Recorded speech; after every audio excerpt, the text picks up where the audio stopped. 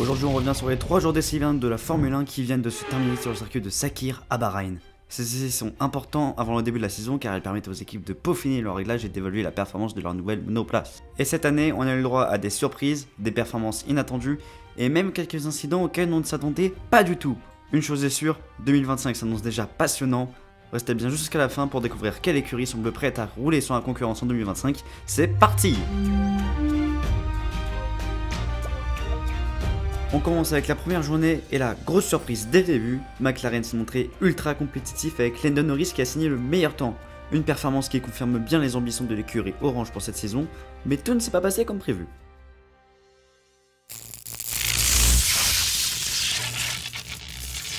Oui, vous ne rêvez pas, en plein milieu de la séance, une panne de courant a touché le circuit, provoquant un drapeau rouge pendant presque 1 heure. C'est du jamais vu. Les stands étaient dans le noir, le circuit était presque dans le noir car la nuit tombait. Résultat, plusieurs écuries ont dû revoir leur programme et maximiser le temps de roulage une fois l'électricité rétablie. Même si la FIA a décidé de rajouter 1 heure de séance supplémentaire afin de rattraper le temps perdu.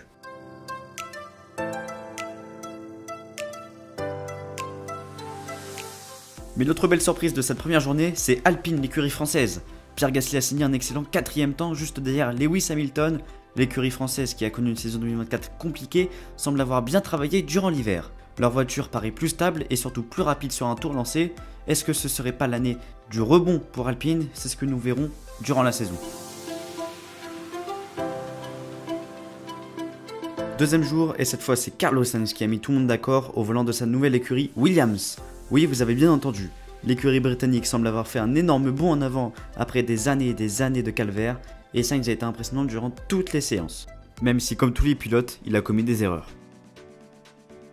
Ferrari de son côté confirme sa montée en puissance. Lewis Hamilton et Charles Leclerc ont tous les deux réalisé d'excellents chronos et surtout leur rythme de course semble redoutable. On pourrait bien avoir une Scuderia Ferrari très dangereuse pour cette année.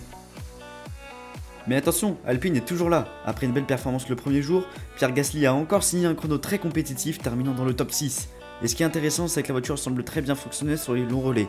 Je parle beaucoup de Pierre Gasly, mais Jack Doohan également réalise de belles performances pour un nouveau pilote. D'après vous, est-ce que Alpine peut jouer la 4ème place au championnat cette année? Dites-le moi dans les commentaires.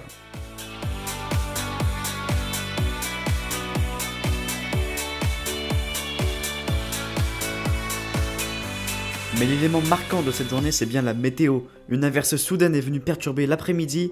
Aucune écurie n'était préparée à de la pluie sur le circuit de Bahreïn. Seules 2 écuries avaient prévu des pneus adaptés à la pluie, Haas et Aston Martin. Par conséquent, très peu de pilotes ont pris la piste sur piste humide. Depuis l'arrivée de Bahreïn en F1 en 2004, il n'avait encore jamais plu en plus de 20 ans.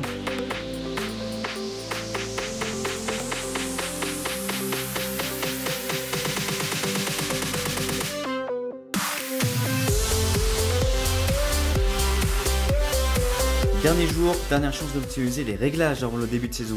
Et cette fois, c'est George Russell, le britannique, qui a dominé la feuille des temps.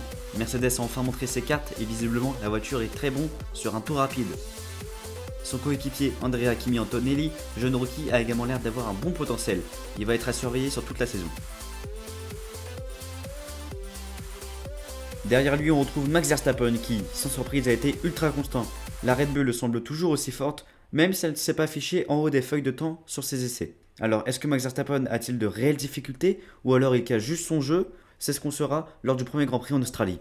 Et encore une fois, Alpine a impressionné. Pierre Gasly signe le 5ème temps de la 3ème journée, juste derrière Alexander Albon avec sa Williams. L'écurie française semble avoir trouvé un bon équilibre et surtout une voiture bien plus performante que l'année dernière.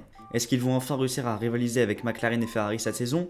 Vont-ils jouer la 4ème place du championnat? On aura toutes ces réponses lors des premiers Grands Prix de la saison. Et enfin, cette 3ème journée a été marquée par des événements assez cocasses, comme la vitre de la tour de commande sur la ligne des stands qui a cassé et qui a provoqué un drapeau rouge de 5 à 10 minutes le temps de nettoyer la piste.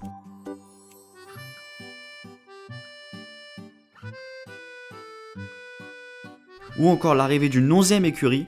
Ah, non, excusez-moi, ça c'est faux. C'est juste un bus qui est arrivé sur la piste et qui a déclenché un drapeau rouge.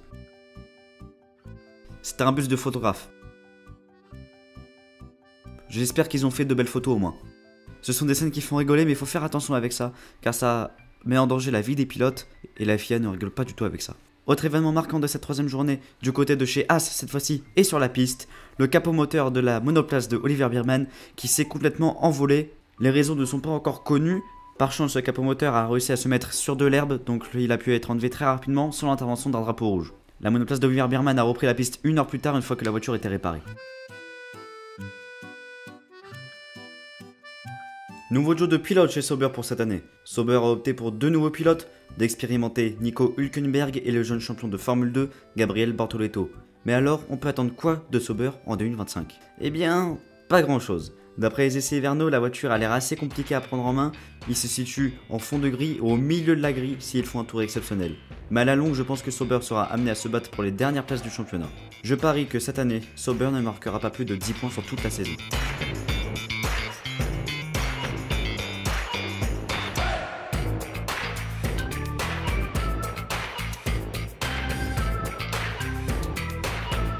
Nouveau pilote chez Williams, Alex Albon et Carlos Sainz forment un très bon duo de ce qu'on a pu voir aux essais hivernaux. Williams est de multiples fois champion du monde dans les années 80, mais depuis maintenant presque 2 décennies, ça a été très compliqué pour eux. Mais 2025 a l'air d'être une renaissance pour eux. Pilote et monoplace performante, Williams a réalisé de bons essais pendant ces 3 jours, en détenant le meilleur tour des 6 séances d'essais. Je parie que Williams marquera plus de 100 points cette année.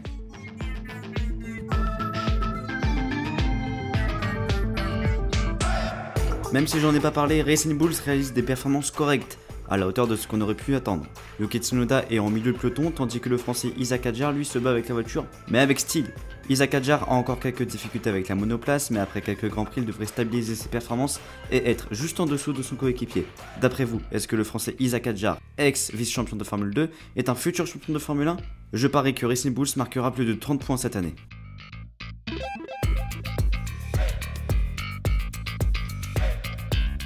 Nous avons tous très peur pour Haas. Ces résultats durant les 3 jours d'essai ont surpris tout le monde. Alors que tout le monde les voyait en milieu de peloton, à notre grande surprise, nous avons retrouvé le français Esteban Ocon et le rookie Oliver Biermann à plus de 3 secondes des leaders quasiment tout le temps. Même si Ocon s'est rapproché à un peu plus d'1 seconde des leaders, on sent que les deux pilotes ont beaucoup de mal avec leur monoplace. Nous avons hâte de voir s'ils ont simplement caché leur véritable performance ou si nous sommes face à la même situation que 2021 pour eux. Je parie que cette année Haas ne marquera malheureusement aucun point.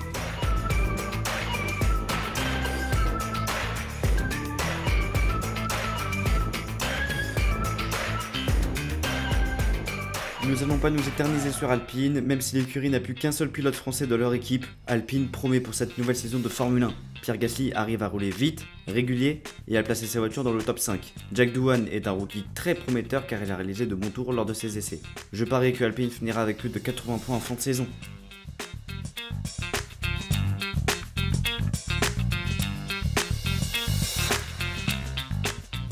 On en attendait beaucoup d'Aston Martin cette saison et nous sommes un peu déçus. Le pilote payant Lance Stroll ne deviendra certes jamais rapide ou bon, mais ça on le savait déjà.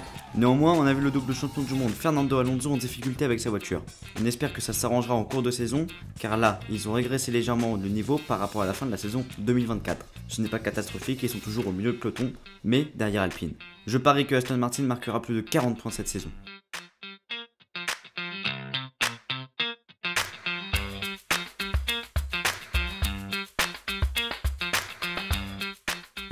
Mercedes a réalisé d'excellents essais hivernaux. Malgré le départ du septième champion du monde Lewis Hamilton pour Ferrari, Mercedes s'est enfin réveillé.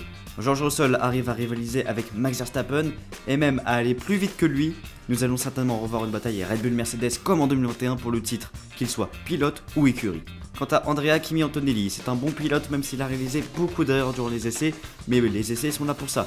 Il devrait pouvoir aider Russell dans la conquête de titre du champion du monde constructeur. Je pense que Mercedes deviendra champion du monde de Formule 1 en cette saison 2025. Ferrari est l'écurie à suivre avec Williams en 2025. Duo de pilotes hors pair, Charles Leclerc et Lewis Hamilton. Le transfert du septième champion du monde a fait du bruit aux 4 coins de l'Inter et ses résultats sont très bons. Le duo Charles Leclerc et Lewis Hamilton peuvent emmener Ferrari dans le top 3 du classement constructeur cette année et embêter les Mercedes et Red Bull. Je pense que Ferrari marquera plus de 600 points cette année. McLaren et Red Bull vont se mener une lutte acharnée, sur et hors de la piste. Deux jeunes, l'un déjà quadruple champion du monde et l'autre rêve de devenir une fois champion du monde. Ils sont jeunes, agressifs et pourront se battre à armes égales cette année. Ce sera une bataille à ne pas manquer du premier au dernier Grand Prix de la saison 2025 de Formule 1.